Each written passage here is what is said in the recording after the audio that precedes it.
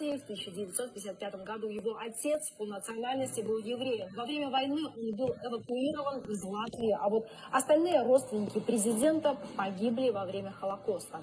Мать Левица была латышкой и благополучно пережила оккупацию. Но с приходом советских войск в 1944 году решила уйти вместе с нацистами. Позже она вернулась в Латвию, где познакомилась с отцом Левица. И в 1972 году семья дружно эмигрировала в ФРГ.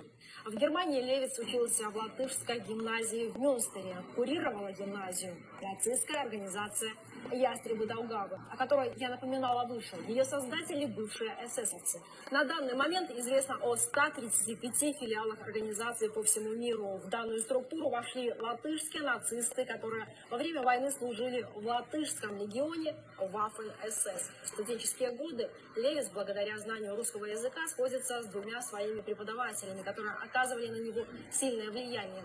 Одним из этих преподавателей был Дитрих Андре Лёбер, латыш. Во время войны он добровольно поступил на службу в Абвер.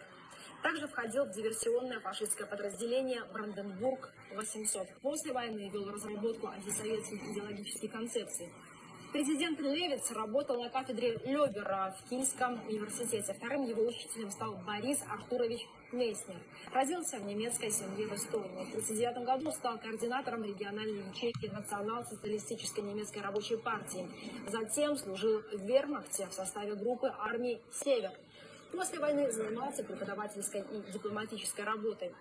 Хорошие преподаватели у действующего президента Латвии, не так ли? Нацисты, практики, да еще и с хорошим стажем.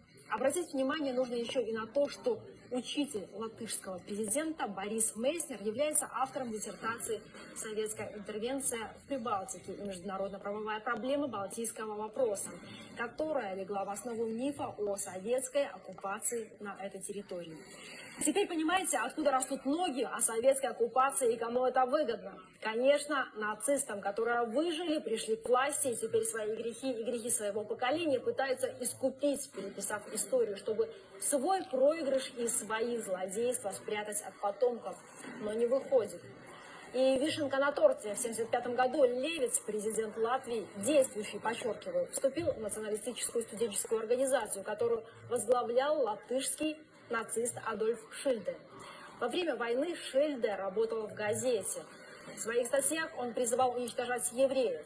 Вы представляете, отец Левица, еврей, его предки по линии отца погибли во время Холокоста, а он, не стесняясь, вступает в партию, которая призывала уничтожать его предков.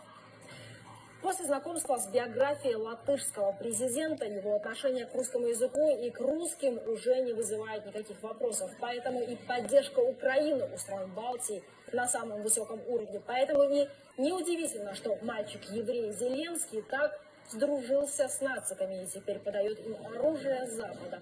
Все закономерно как-то.